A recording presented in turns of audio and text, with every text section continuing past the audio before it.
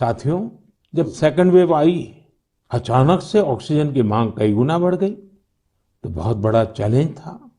Medical oxygen का देश के दूर सुदूर हिस्सों तक पहुंचाना अपने आप में बड़ी चुनौती थी। ऑक्सीजन टैंकर ज्यादा तेज चले, छोटी सी भी भूल हो तो उसमें बहुत बड़े विस्फोट का खतरा होता है। इंडस्ट्रियल ऑक्सीजन का उत्पादन करने वाले काफी प्लांट देश के पूर्वी हिस्सों में हैं। वहां से दूसरे राज्यों में ऑक्सीजन पहुंचाने के लिए भी कई दिन का समय लगता है। देश के सामने आई इस चुनौती में देश की मदद की क्रायोजेनिक टैंकर चलाने वाले ड्राइवर्स ने, ऑक्सीजन एक्सप्रेस ने, एयरफोर्स के पायलट्स ने, ऐसे अनेकों लोगों ने युद्ध स्तर पर काम करके हजारों लाखों लोगों का जीवन बचाया।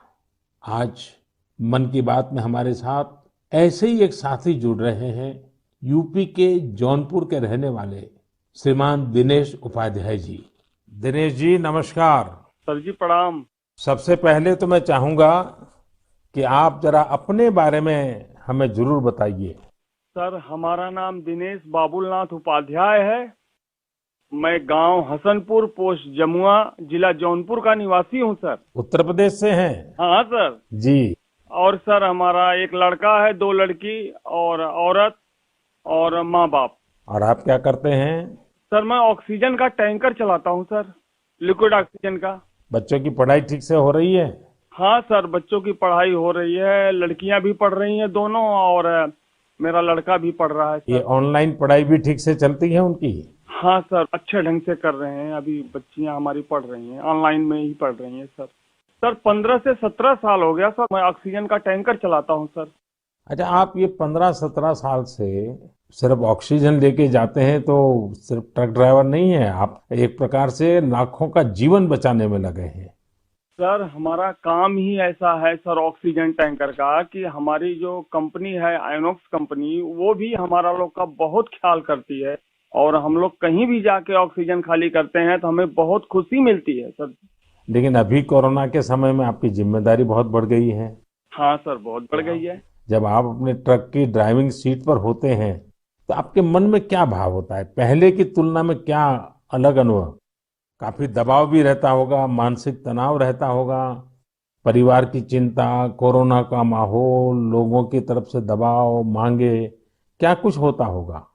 सर हमें कोई चिंता नहीं होता, हमें खाली यही होता है कि मैं अपना जो कर्तव्य कर रहा हूँ सर जी, वो हम टाइम पे लेके, अगर हमारे ऑक्सीजन से किसी को अगर जीवन मिलता है तो ये हमारे लिए बहुत गौरव की बात है। बहुत उत्तम तरीके से आप अपनी भावना व्यक्त कर रहे हो। अच्छा ये बताइए, आज जब इस महामारी के समय लोग आपके काम के महत्व को देख रहे हैं, जो शायद पहले इतना नहीं समझा होगा, अब समझ रहे हैं, तो क्या आपके और आपके काम के प्रति उनके नजरिए में परिवर्तन आया है? हाँ सर जी, अभी पहले हम ऑक्सीजन के ड्राइवर कहीं भी जाम में इधर उधर फंसे रहते थे, लेकिन आज के डेट में प्रशासन ने भी हमारा लोग का बहुत हेल्प किया। और जहां भी हम जाते हैं, हम भी, हमारे अंदर से एक जिज्ञासा आती है, हम कितने जल्दी पहुंच के लोगों की जान बचाएं सर। चाहे खाना मिले चाहे न मिले, कुछ भी दिक्कत हो, लेकिन हम हॉस्पिटल पहुंचते हैं जब टैंकर लेके, और देखते हैं कि हॉस्पिटल वाले हम लोग को वी का इशारा करते हैं, उनके फैमिली लोग जिसके घर वाले एडमिट होते हैं। अच्छा, विक्ट्री का भी बताते हैं? हाँ सर, वी बताते हैं, कोई अंगूठा दिखाता है। हमको बहुत तसल्ली आती है हमारे जीवन में कि हमने कोई अच्छा काम जरूर किया है, जो मुझे ऐसा सेवा करने का अवसर मिला है सर। सारी थकान उतर जाती होगी। हाँ सर, हाँ सर।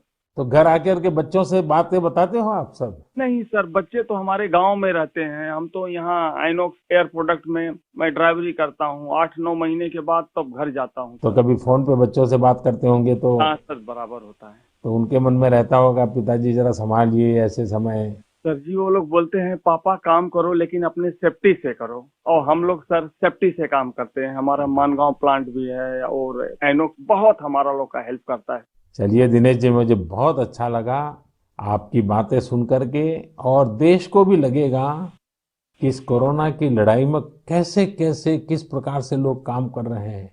आप 9-9 महीने तक अपने बच्चों को नहीं मिल रहे हैं, परिवार को नहीं मिल रहे हैं, सिर्फ लोगों की जान बच जाए। जब ये देश सुनेगा ना, देश को गर्व होगा कि लड़ाई हम जीतेंगे, क्योंकि दिनेश उपाध्याय जैसे लाखों लाखों ऐसे लोग हैं जो जी जान से जुटे हुए हैं।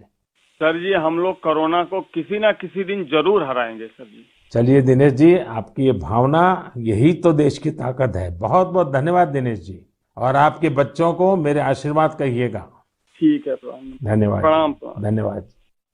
साथियों, जैसा कि दिनेश जी बता रहे थे, वाकई जब एक टैंकर ड्राइवर ऑक्सीजन लेकर अस्पताल पहुंचते हैं तो ईश्वर के भेजे गए दूत ही लगते हैं।